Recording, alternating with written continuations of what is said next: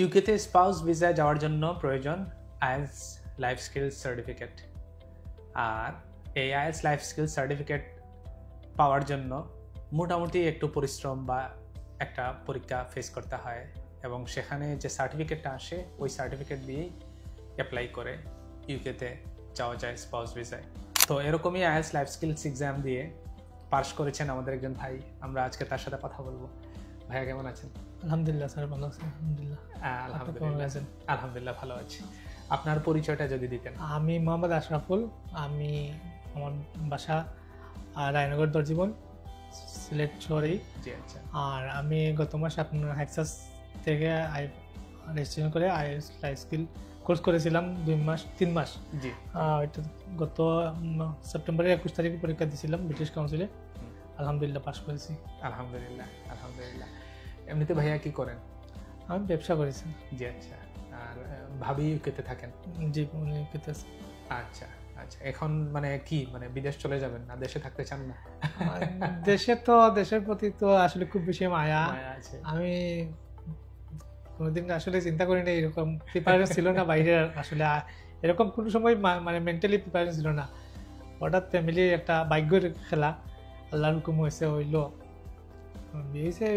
আমি মাঝখানে অসুস্থ হয়ে গেছিলাম, আমার একটা অপারেশন হয়েছিল, এই জন্য একটু লেট হয়েছে। 4 বছর হয়ে গেছে বিয়ে।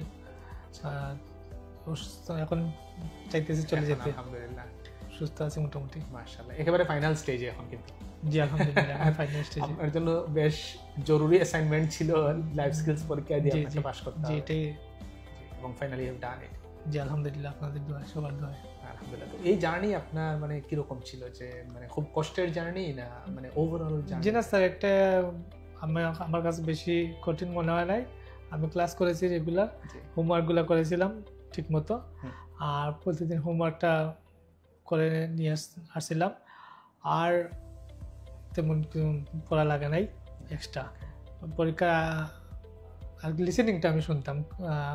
লাস্ট 1 মাস আমি লিসেনিংটা একটু মনোযোগ দিয়েছিলাম, ওইটাতে দুর্বল ছিলাম। কারণ ওটা অনেক স্পিডে কথা বলে, আমাদের তো বুঝতে একটু সমস্যা হয়।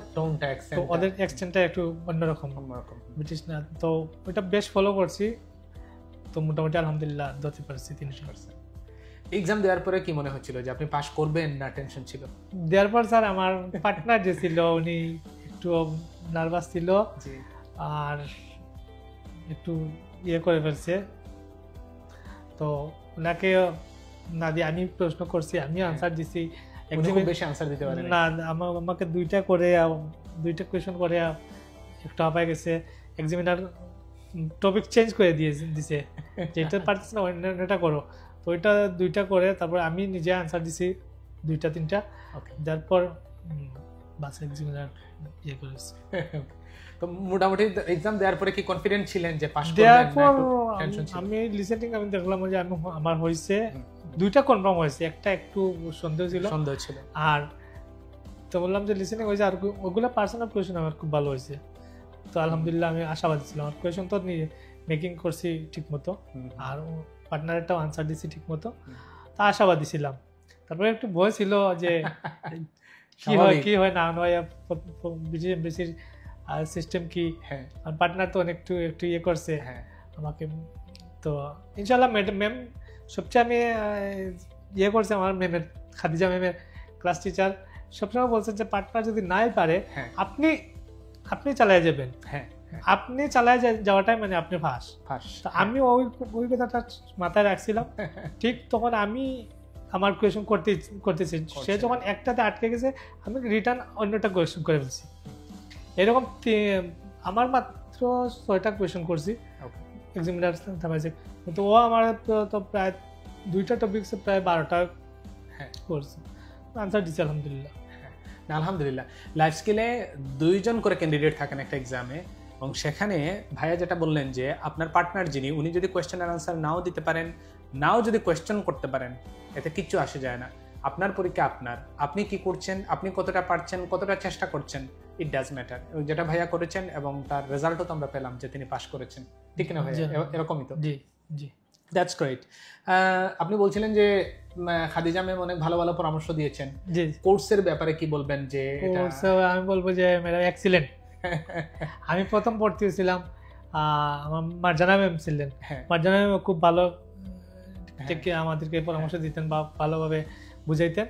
আর পরে মার্জানা ম্যাম মনে অসুস্থ ছিলেন, তারপর খাদিজা ম্যাম দায়িত্বে আসছিলেন, খুবই ভালো। আমি বলবো যে লাইফ স্কিলের জন্য আমাদের ফ্রেন্ডের মতো, ফ্রেন্ডের মতো।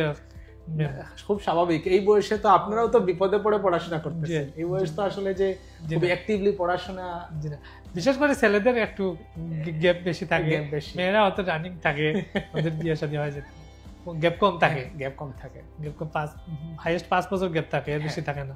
আমাদের তো অনেক গ্যাপ থাকে, অনেক গ্যাপ থাকে।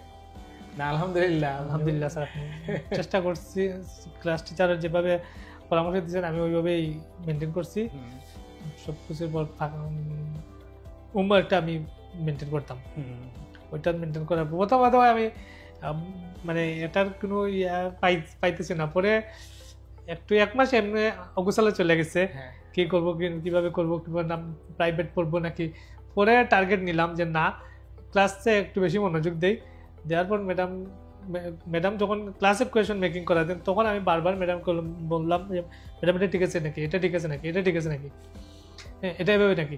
তখন ম্যাডাম বললো ঠিক আছে। তারপর আমার 2-3 দিন পরে সাহস হয়ে গেছে, পরের 1.5 মাস আমার কোনো কষ্ট হয়নি, আমি ইজিলি পারছেন। তখন খালি লিসনিং একটু ট্রাবল ছিল, বাট পরবর্তীতে আমি ওটা রিকভার করছেন।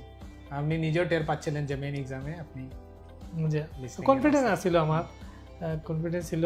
আর ইনশাআল্লাহ সবার দোয়ায় পাস করেছি, মাশাআল্লাহ মাশাআল্লাহ।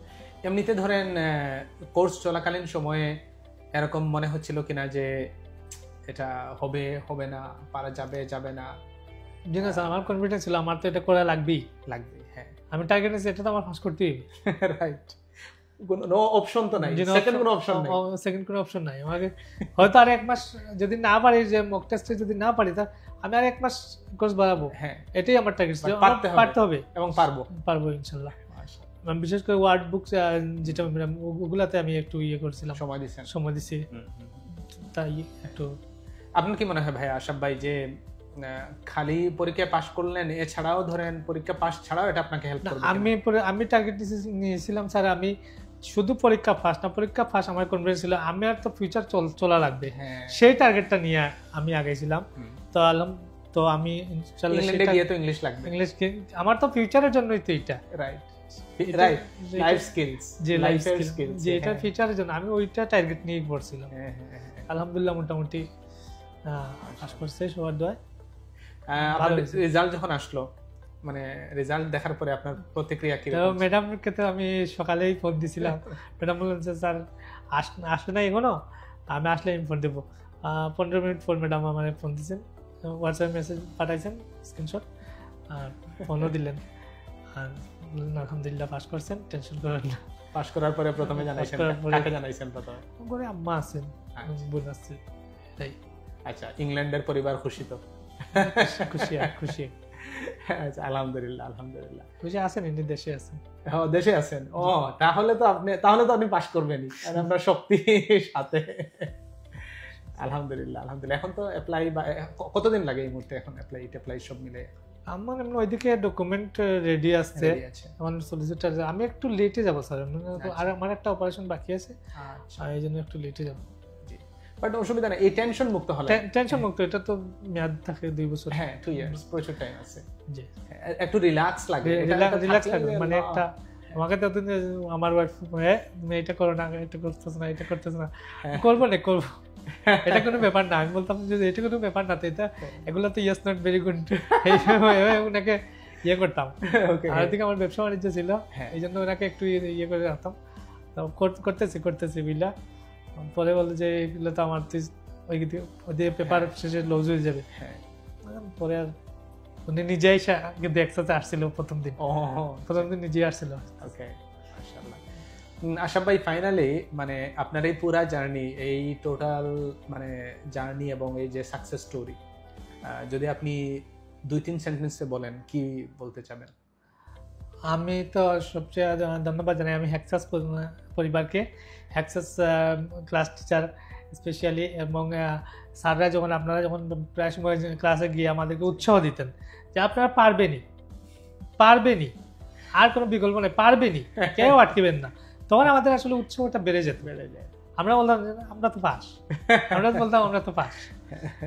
এইভাবেই আমরা আসলে উৎসাহিত হয়েছি। আলহামদুলিল্লাহ। বিশেষ করে আমার ক্লাসমেট আছে ফয়সাল, আর ওই যে নেত্রকোনার দেলোয়ার ভাই খুব ভালো ছিল। আমরা প্রথমে তো আমরা গাভি ছিলাম একসাথে 3 জন। তখন আমরা কি করলাম, আমরা একটা হোয়াটসঅ্যাপ গ্রুপ করলাম 3 জনে মিলে। আচ্ছা, রাত্রে তুমি কি কোয়েশ্চেন কি করতেছো, আমি কি করতেছি, 3 জনে মোটামুটি আধা ঘন্টা এইভাবে টকিং করতাম। ওইভাবে হয়ে গেছে স্যার। ফ্যান্টাস্টিক। দেলোয়ার হেল্প করছে, ফয়সাল হেল্প করছে, এরপরে ইমাদ ওরা পরীক্ষা দিচ্ছে মনে হয় গতকালকে। রেজাল্ট ইনশাআল্লাহ ভালো হবে ওদের, ইনশাআল্লাহ ভালো হবে। কেউ আটকাবেন না, ওই যে আমরা বলি আপনারা যে বলবেন কেউ আটকাবেন না। আমার তো 3 মাসের মধ্যে কেউ আটকায় নাই না। প্রতি সপ্তাহে তো 4 জন 5 জন করে পরীক্ষা দিতেছে, কেউ আটকায় নাই। সবাই তো আলহামদুলিল্লাহ পাস করছে। স্যার মিষ্টি প্রতি সপ্তাহে খাওয়া হয়। মাশাআল্লাহ মাশাআল্লাহ। আলহামদুলিল্লাহ। আশরাফ ভাই কথা বলে খুবই ভালো লাগলো। আপনার জন্য অনেক অনেক শুভকামনা। আপনার অপারেশন সফল হোক। যোগাযোগ নিশ্চয়ই থাকবে ভাইয়া। জি ইনশাআল্লাহ। অনেক দোয়া করি আপনার জন্য। আমার বোনও আপনার এখান থেকে আইএলটিএস করেছে। আমি আবার আরেকটা ক্লাস কোর্স আছে না, ওইটাতে ভর্তি হয়ে যাব। যে আপনি ফিউচারের জন্য রেডি হতে চাচ্ছেন। মাশাআল্লাহ মাশাআল্লাহ। মানে ব্যস্ততার পরে ব্যবসা বাণিজ্য সামলিয়ে, অসুস্থতা সুস্থতা সব সামলিয়ে আপনি এভাবে চিন্তা করছেন। আলহামদুলিল্লাহ, আল্লাহ বরকত দিন। জি, ওখানে তো কঠিন জীবন। হ্যাঁ, কঠিন জীবন চলতে হবে। হ্যাঁ না, কঠিন জীবন ওই তো ব্যস্ত জীবন, যেটা অলরেডি তো আপনার আছে। ওখানে গিয়ে হয়তো আরো কমবে অথবা বাড়বে। জেনারেল ল্যাঙ্গুয়েজ না জানলে তো কোনো উপায় নাই। ডাক্তারকে গিয়ে বুঝাতে হবে, কোনো ইংলিশ দোকানকে গিয়ে বুঝাতে হবে, রেস্টুরেন্টে গিয়ে বুঝাতে হবে, উপায় নাই। ইংলিশ ছাড়া উপায় নাই। হ্যাঁ, এই জন্য আমি চাচ্ছি যে ফ্রি আছি, একটু সময় আছে আমার, আমি একটু ভালো করে করে প্রিপারেশন নিয়ে যাইতে, যাতে ওখানে গিয়ে সমস্যা না হয়। যতটুকু পারি, আল্লাহ যতটুকু সাহায্য করেন ততটুকু অ্যাডভান্স হয়ে যেত। ইনশাআল্লাহ হবে না। আর এটা তো আসলে লাইফ স্কিল এক্সামে পাস করা, এটাও কিন্তু ইন্টারন্যাশনাল সার্টিফিকেট। ঠিক না আশরাফ ভাই? ইন্টারন্যাশনালি কিন্তু আপনি বেসিক ইংলিশ পরীক্ষায় পাস করে গেলেন। আমার মনে হয় ওখানেও আর আটকাবেন না। ইনশাআল্লাহ আপনাদের দোয়া, ইনশাআল্লাহ আর সবার দোয়া থাকলে ইনশাআল্লাহ আটকাবো না বাকি জীবন। Thank you so much. দোয়া করবেন আপনারা সবাই।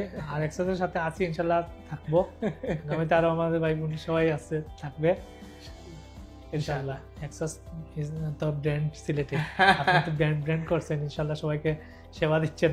আমরা দোয়া করি আরো আপনি দেন, আপনাকে আল্লাহ নেক হায়াত দান করুক, সুস্থতার সহিত এই দোয়াই কামনা করি। থ্যাংক ইউ সো মাচ ভাই। আপনাদের দোয়াই চাই আমরা আরো ভালো কাজ করতে চাই সামনে ইনশাআল্লাহ। জি।